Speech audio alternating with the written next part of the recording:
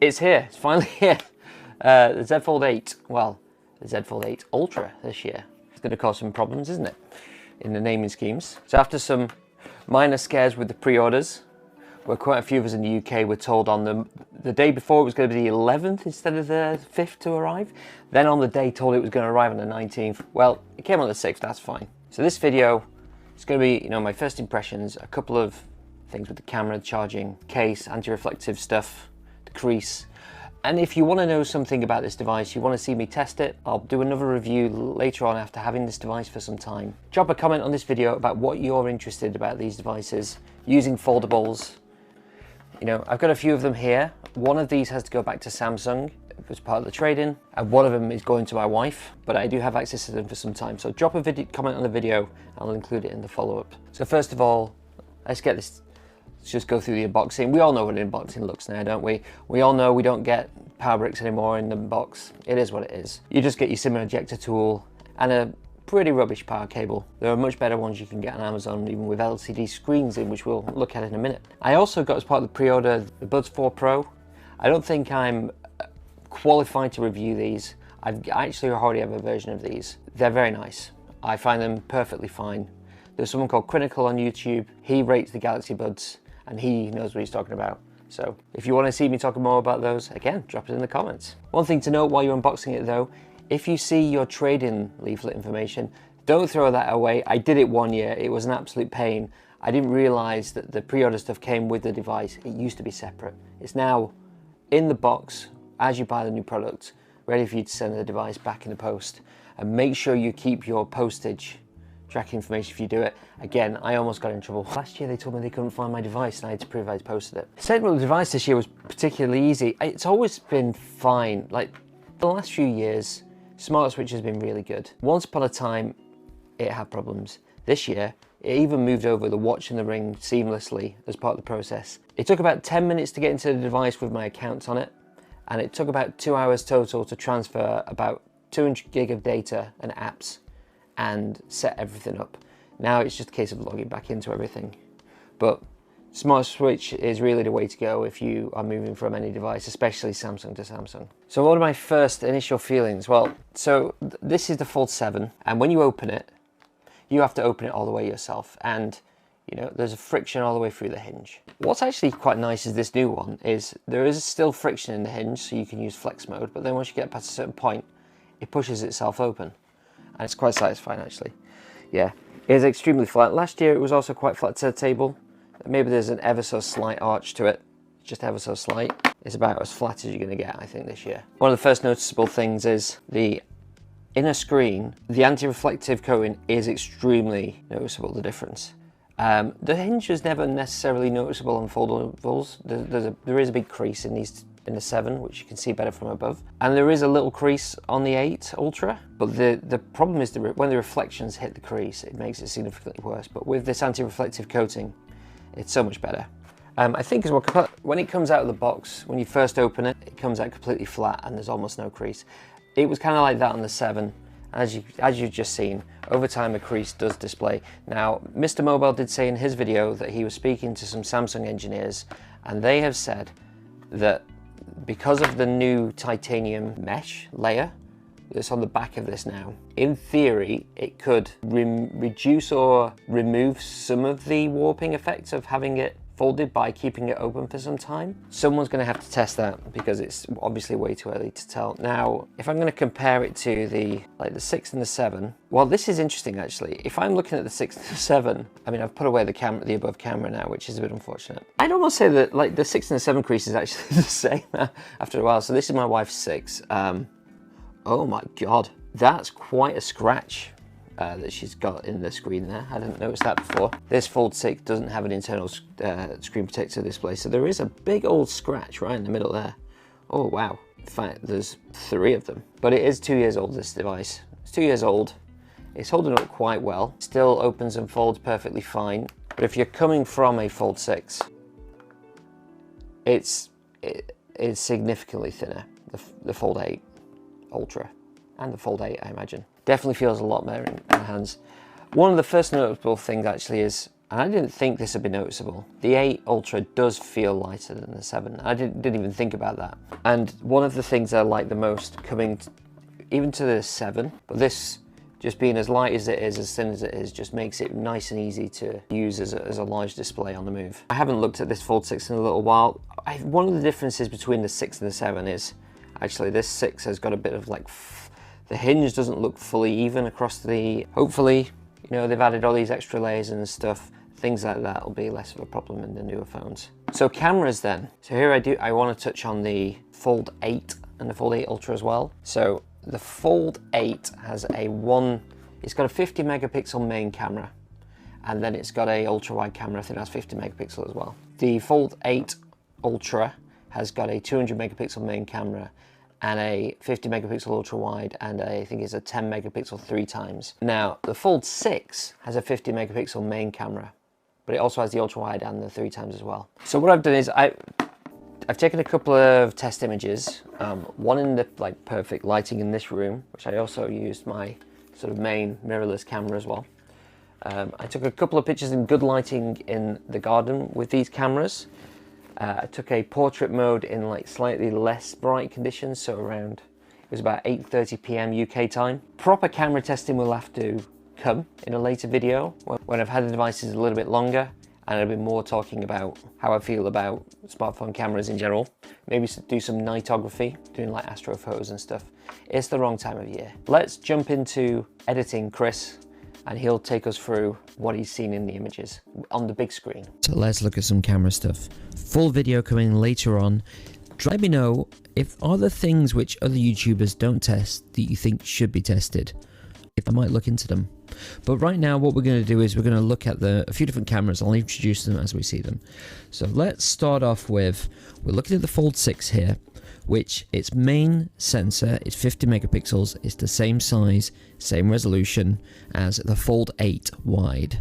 Now, the real scenario that we should test that currently everyone's talking about is the fact that the Fold 8 wide does not have a 3 times lens. So if you shoot at under 3x, so like 2.9x on the Fold 6, you'll get a very, very similar result to what you would get on the Fold 8 wide.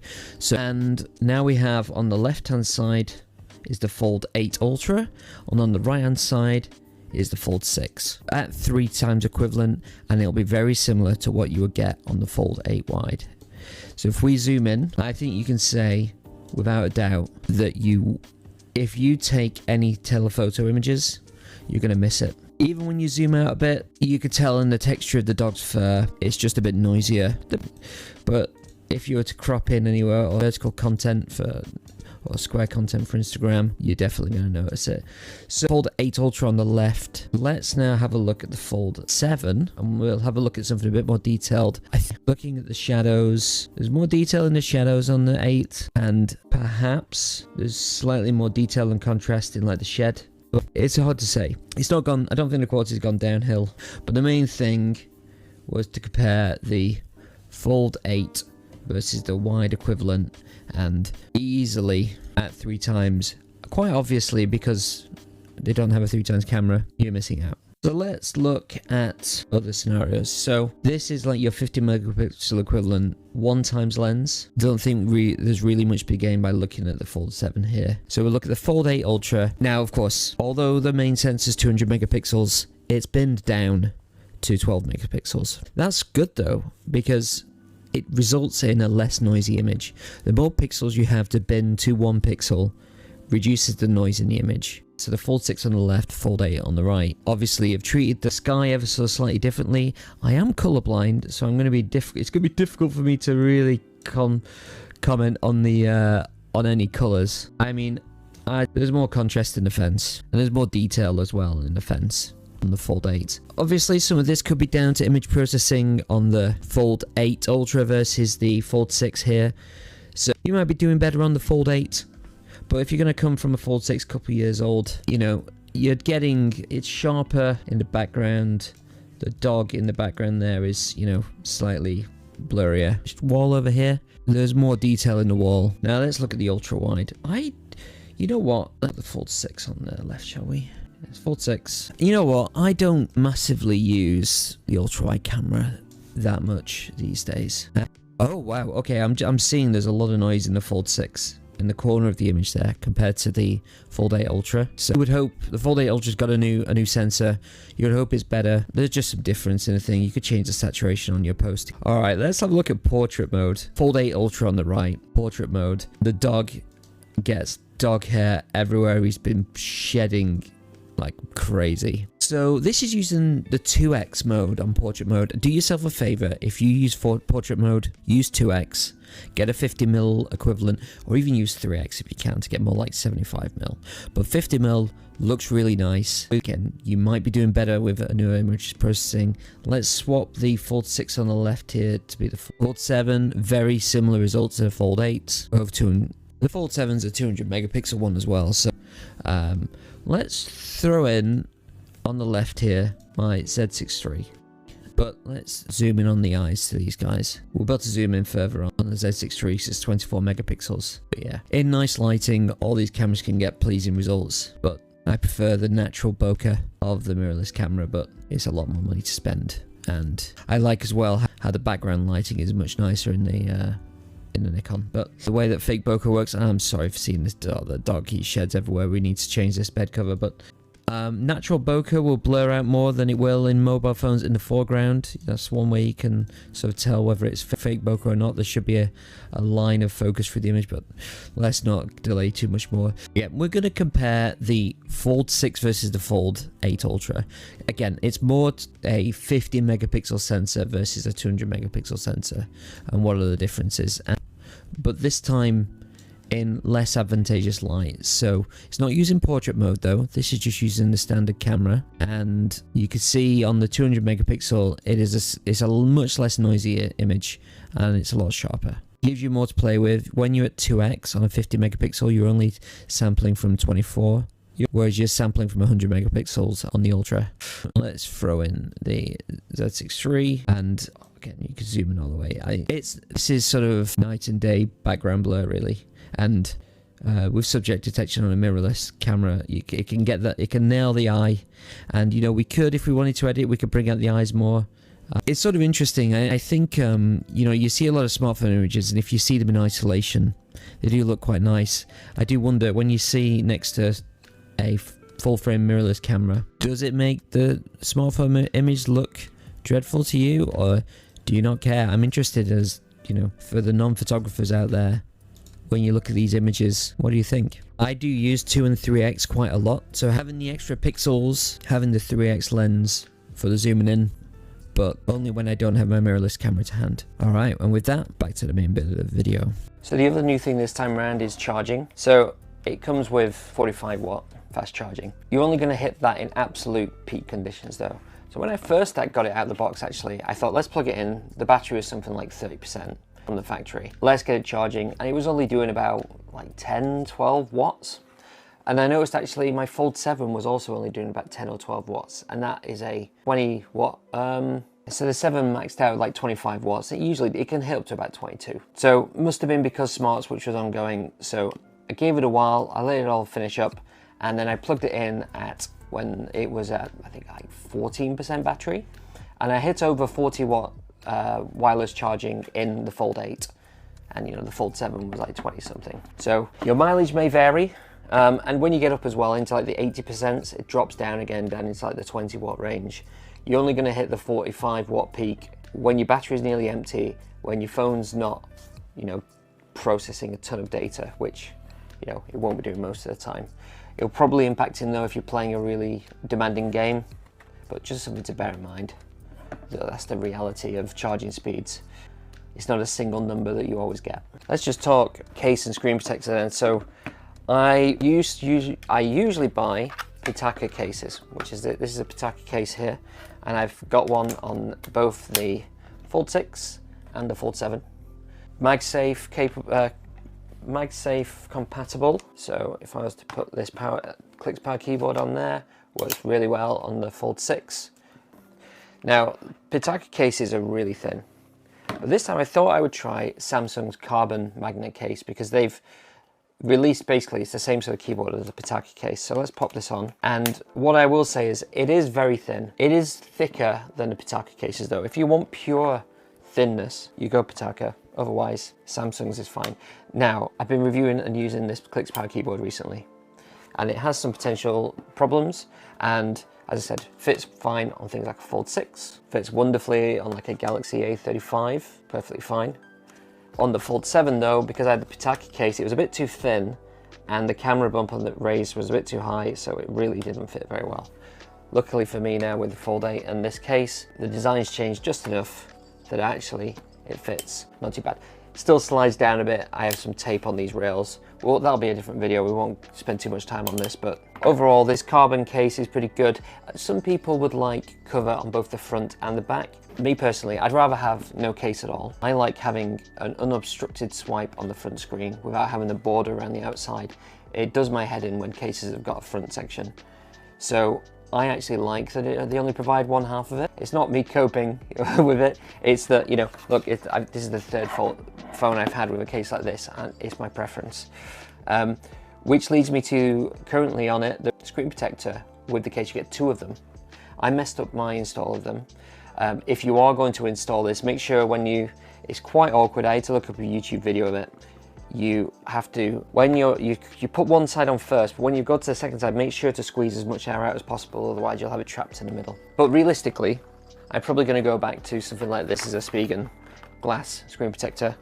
The reason is the sides of these are sometimes a little bit sharp, it doesn't feel quite nice, but the main problem is plastic screen protectors scratch very easily. Glass screen protectors don't. So within a couple of weeks, this will be scratched up, and I want to move to a Spigen, even though having a anti-reflective coating on the front is really nice. Tempered glass is the way to go. So this is just quick first impressions. Yeah, obviously I'm not going to be getting into the battery usage. I'm going to have to use it for a little while just yet. So what I will say is actually people talk a lot about losing the stylus support in the Fold series. So this here is a stylus that my wife uses. On the one end it has a more kind of precise tip, and on the other it has more like a felt sort of tip.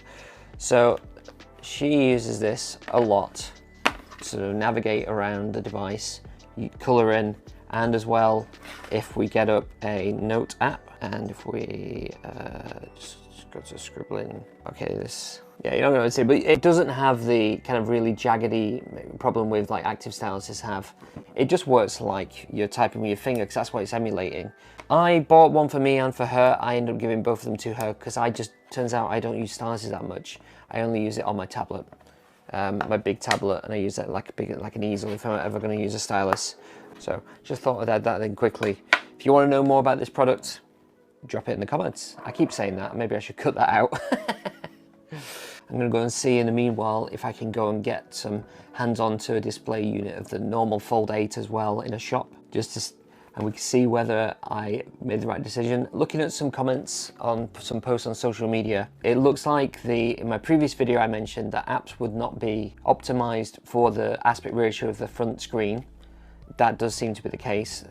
Some people are complaining, even Samsung's apps themselves are not optimized for it. So I think that will be resolved in time, but that was one of the concerns that I had about the Fold 8. Yeah, so what do you want to know about this device? Drop a comment, let me know. I'll go into it. I haven't set up Good Lock yet. I love Good Lock. That probably deserves its own video if people are interested. I want to do more camera testing, although, there's only so much you can do, and I have to send the Fold 6 back. And really, my preference is mirrorless cameras anyway. It's a nice device. I will say, maybe I need to do a video on One UI 9. They now have the Google bar as an actual thing on the screen by default in Android. Is it 17 now? Yes. Yeah, Android 17 has got this default. You can turn it off in the launcher. I'm going to leave it for now and I do use Google quite a bit. Alright, that's been us. Well, thank you very much for watching. Hope you've enjoyed the video. If you have, feel free to subscribe. It's free. Otherwise, we'll see you in the next video. Cheers.